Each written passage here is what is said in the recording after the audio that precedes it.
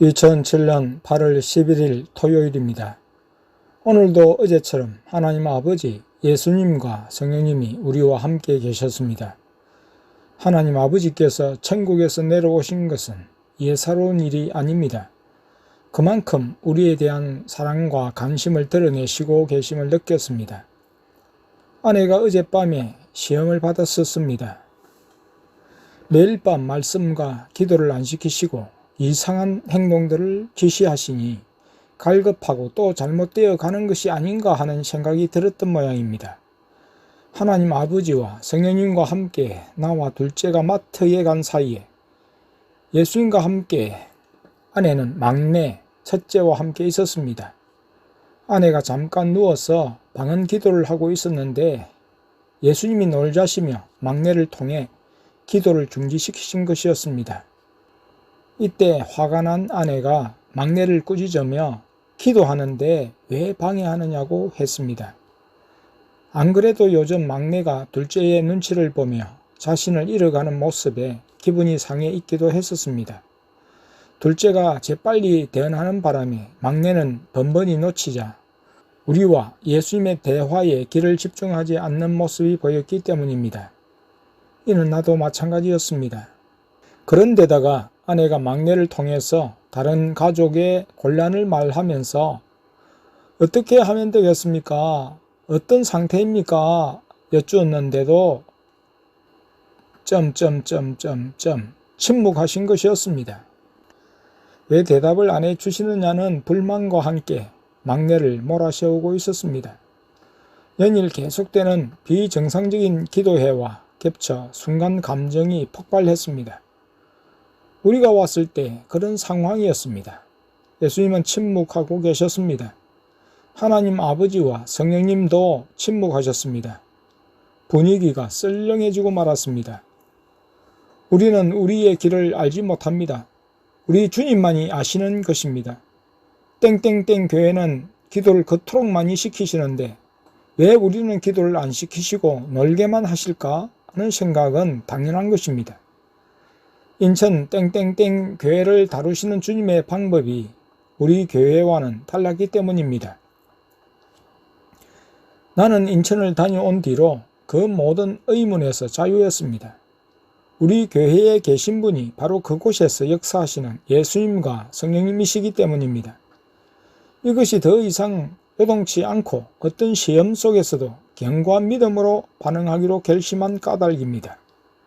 아내는 예수님과 성령님과 함께 살면서도 하나님 아버지께서 보호자를 비우시고 우리에게는 그렇게 보이십니다. 우리와 함께 하심에도 왜 갈급해 한단 말일까요? 이해가 가지 않았습니다. 틀에 박힌 기도의 시간을 가지고 말씀을 들어야만 신앙이 유지된다는 것은 이해하기 어려웠습니다. 밤 기도회를 통해 우리가 마냥 노는 것이 아니었기 때문입니다. 예수님과 성령님은 우리가 노실 때에 불을 공급해 주셨고 사실 우리는 능력 단계로 접어들어 성령의 독가시를 받고 있었기 때문입니다. 특히 아내의 경우 누구보다도 성령의 독가시를 앞서 받고 있었습니다. 성령의 독가시가 솟아날 때의 증상인 몸이 따갑다고 하면서 며칠간 즐거운 비명을 지르고 있었습니다. 그리고 사람들도 보내주셔서 만나고 있었습니다. 이 모든 상황을 생각할 때 주님은 기도를 통해서가 아니라 우리에게 빨리 능력을 입혀주시기 위해서 또 그토록 소원하는 영안을 우리에게 열어주시기 위해서 그 단계를 앞당기는 방법을 취하신다는 생각을 하고 있었습니다. 즉 지름길로 우리를 인도하심을 알았습니다. 기도를 장시간 많이 한다 해도 영안이 열리는 것은 주님의 주권에 속한 일이기에 내 기준에서 생각할 일이 아닌 것입니다. 어제 시키신 이상한 행동들은 군사훈련이었습니다. 순종의 인내를 달아보신 것이었습니다. 매번 우리는 그 시험을 받아야 했습니다. 사실 기도보다도 순종이 더 어려운 단계입니다. 기도하고도 순종하지 못하는 사람이 얼마나 많습니까? 그리고 순종 없는 기도는 공허한 메아리에 지나지 않습니다. 주님의 말씀 앞에 순종으로 반응하는 이것이야말로 주님에 대한 사랑과 존경심의 발로요 진정한 경건이 아닐까요? 어젯밤 순서가 끝난 뒤 나와 아내와 첫째가 목양실에서 이야기를 나누었습니다. 내가 나의 깨달은 바를 말하며 요동치 말고 주님의 지시를 따르자고 했습니다. 분명 주님은 우리의 방법과 요구가 아닌 주님이 우리에게 은사와 능력을 더 빨리 주고 싶어서 이런 시험들을 하시는 만큼 이해가 안 되더라도 잘 인내하며 순종하자고 하였습니다. 분명 주님은 전에도 그랬듯 지금 우리의 대화를 들으시고 우리의 말을 반영해 주실 것임을 알았습니다. 아내도 내 말에 공감하고 기분이 많이 풀림을 느꼈고 첫째도 받아들였습니다. 아침 식사 자리에 하나님 아버지도 함께 하셨습니다. 예수님께 아내가 어제 일 죄송합니다 하고 말을 했습니다.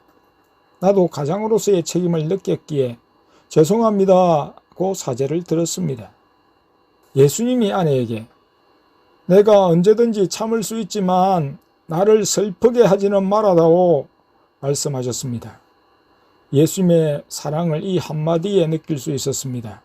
우리를 사랑하고 오래 참으시며 기다리시는 주님이셨습니다. 예수님은 우리가 그 뜻에 순종하지 않고 반항할 때 침묵하시며 눈물을 흘리시는 것입니다.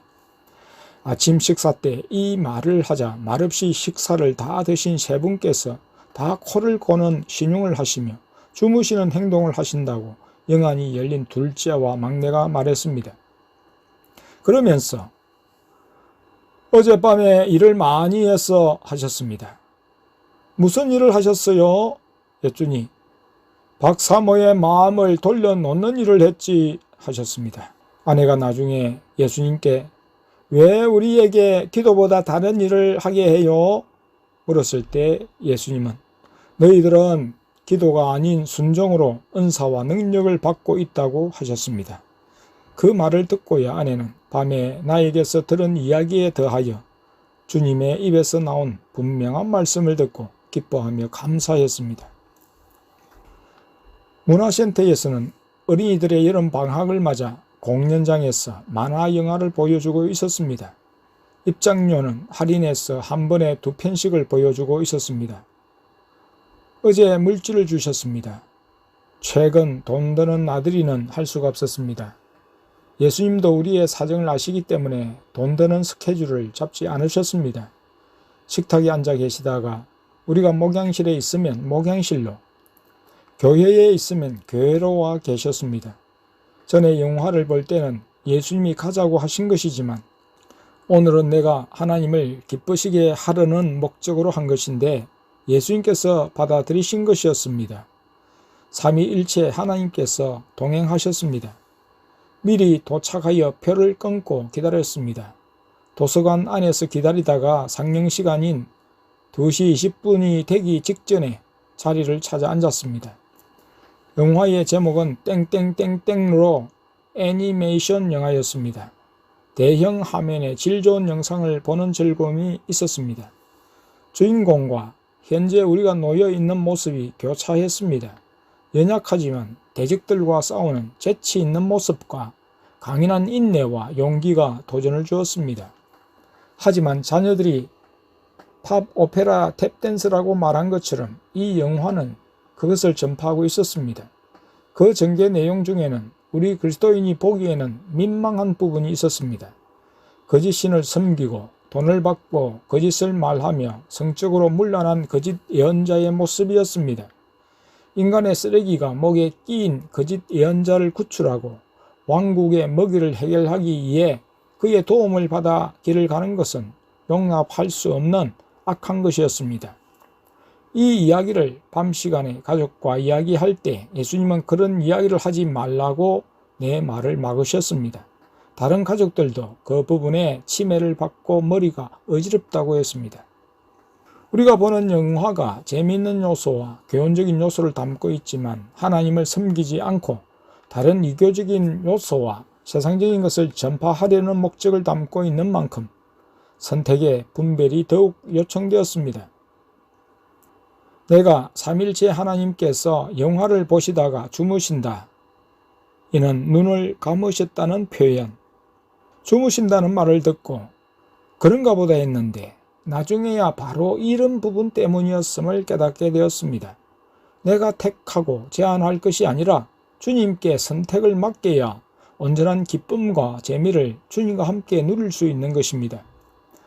우리 하나님은 죄로 오염될 수 없으신 분이시고 세상 영화를 보며 세상의 상태를 보려 하시나 우리는 죄성과 악한 마귀의 유혹에 사로잡힐 수 있기에 더 신중하며 분별해야 하는 것이죠.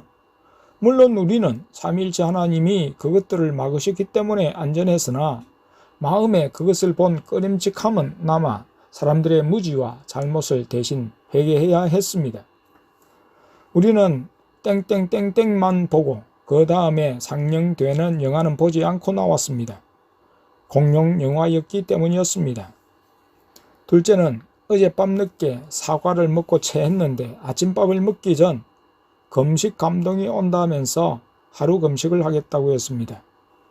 아내는 와, 어째 이런 일이 다 있노? 마음속으로 생각하며 와 금식하려고 하는데? 라고 물었습니다. 옛날에 하루 금식한 생각이 난다며 금식 감동 이유를 말했습니다. 둘째가 5살 때 온 가족이 하루 금식을 했을 때가 있었습니다. 6년 전 우리의 상황이 어려웠을 때 나는 자녀들까지 온 가족이 금식하자고 해서 이루어진 일이었습니다. 자녀들은 밥 대신 우유를 먹게 했습니다.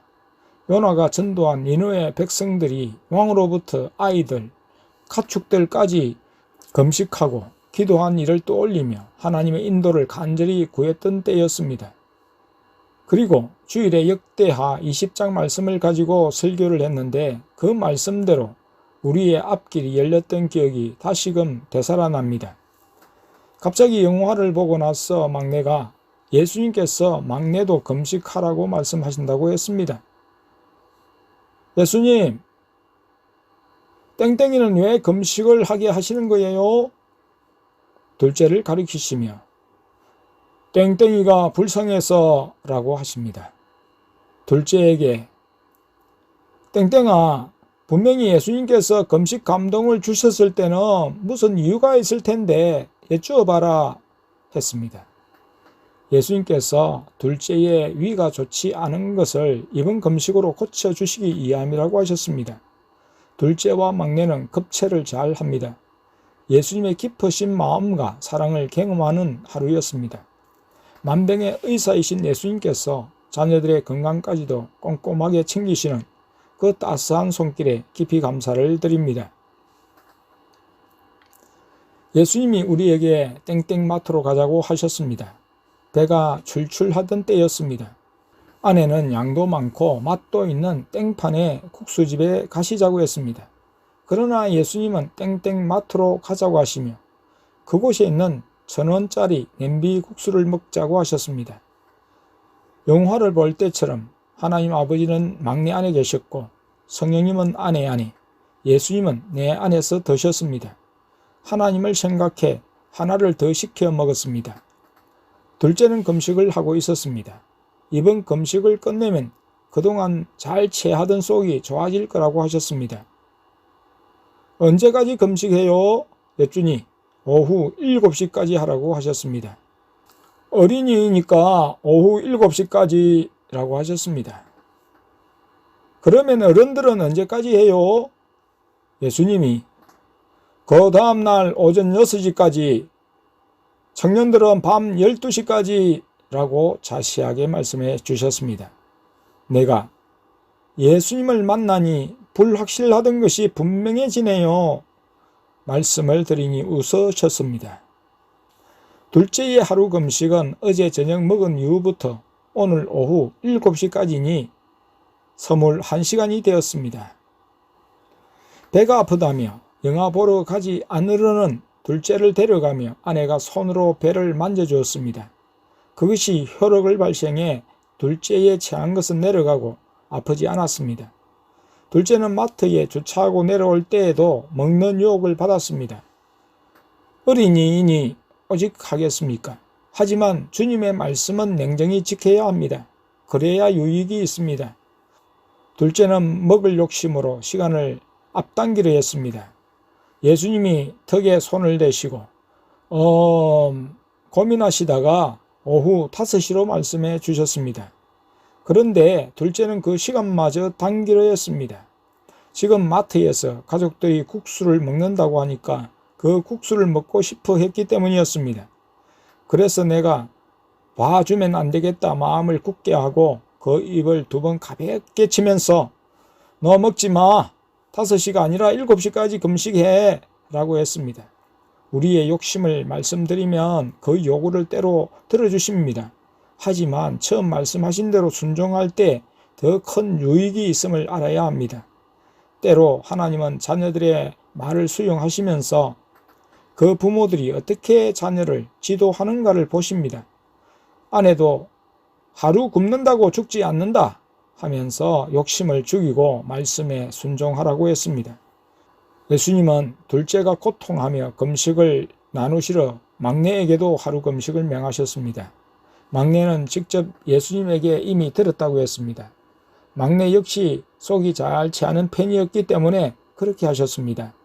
그 시간을 지내자 둘째의 금식은 잘 지켜졌고 오후 7시가 되어 마쳐졌습니다.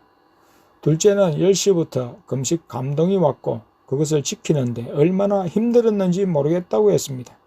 오후에 나와 아내, 막내가 맛있는 국수를 먹는 것에 자신은 금식을 해서 먹지도 못했음을 아쉬워하며 기록에서 헉헉 맛있겠는데 했습니다.